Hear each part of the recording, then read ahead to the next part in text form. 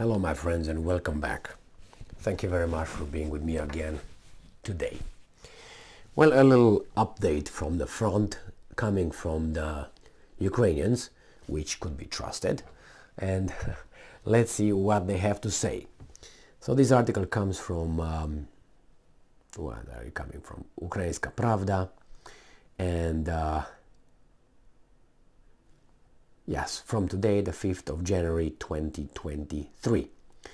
Over the past 24 hours, Ukrainian air forces carried out 15 strikes on clusters of Russian military manpower, as well as 3 attacks on the anti-aircraft missile systems of the invaders.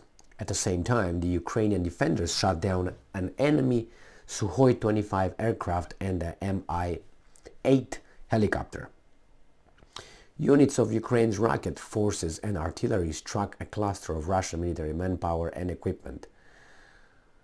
This is from the chief of Ukraine's Defense Intelligence, Kirill Budanov, reported that due to a lack of manpower, Russia plans a new wave of mobilization from January 5th, 2023. Mr. Reznikov Minister of Defense, said that in a week Russia will start doing that, and I haven't seen anything yet. Anyway, let's see what's on other fronts here. So over the past 24 hours, the Russians have carried out 8 airstrikes and more than 10 attacks from multiple launch rocket systems. The threat of Russian air and missile strikes on critical infrastructure facilities remains throughout the territory of Ukraine. The main efforts of the Russian occupiers are focused on attempts to completely capture Donetsk Oblast within its administrative border. They are conducting offensive operations on the Bakhmut and Liman fronts. The Russian invaders are unsuccessfully trying to improve their tactical positions on the Kupiansk and Avdiivka fronts, while holding the defense on the Novopavlivka and Zaporozhye and Kherson fronts. There are no significant changes on the Volyn, Polisia, Sivershchnya and Slobozhanchnya fronts. There were no signs of formation of offensive groups by the Russians.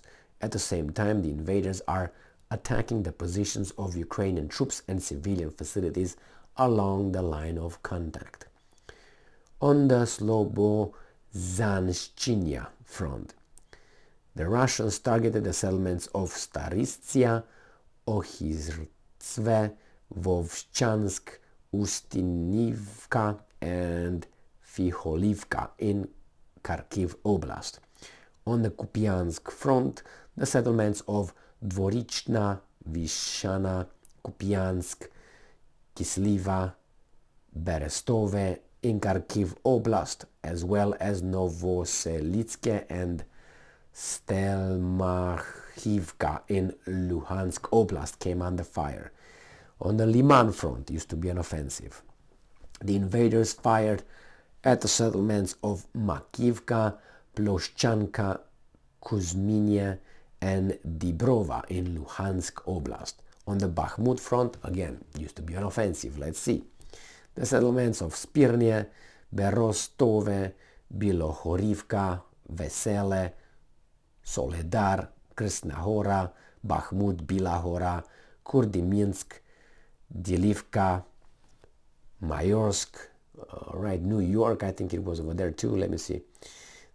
New York in Donetsk Oblast were attacked by occupiers. Nothing about any offensive operations.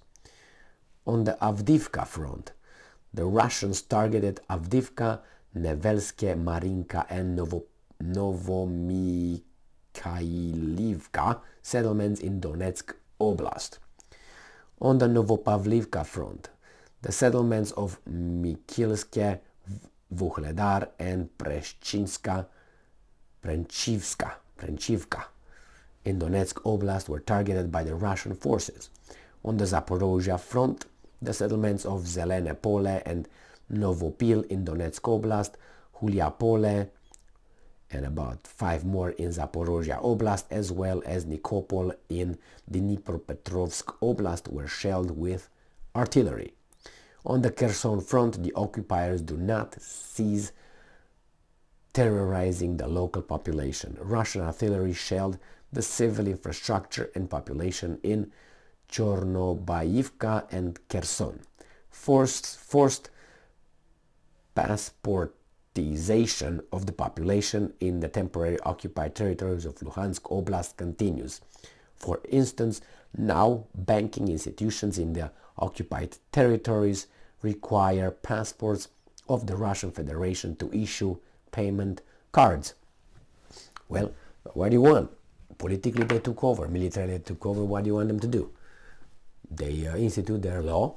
They're covered by the Russian constitution at this point, Russian military, and their nuclear deterrent forces, or Russian Federation's armed forces, however you want to call it.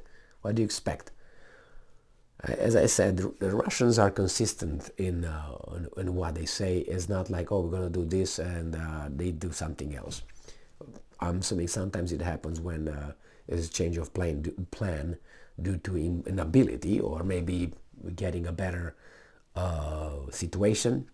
But other than that, Russians are, as I said, very pointed. Pop, pop, pop. They don't seem to bluff. They tell you this, that's what's going to be, which should be easier for the enemies. On the other hand, I haven't heard anything about any offensive operations on either side.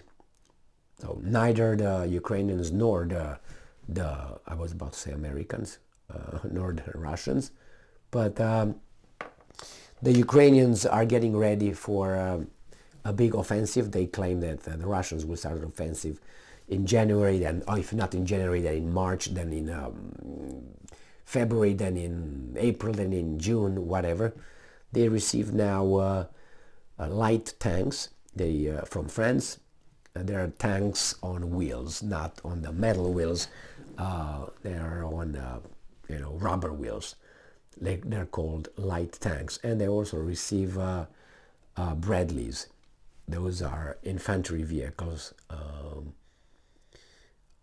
from the United States of America. Pretty soon they will receive Leclerc tanks from France. They will receive Abram tanks from the Americans, and definitely they will receive Leopard 2 tanks from Germany. I mean, the Ukrainians are looking after Germany as a dog in heat. It's just like crazy. They follow these guys and they pressure them. Why? Because the Germans are boltless. They're not going to say, you know what, leave me the fuck alone, just leave me alone. They don't dare to say that. Why? Guilt, and because they are caught by nothing underneath and they don't have anything. They're under occupation still. So anyway, I feel so sad for the German nation. I can't tell you, but anyway, this the situation on the front according to the Ukrainians. So thank you very much for being with me again today. Stay strong, stay smart, look for the truth, and be just.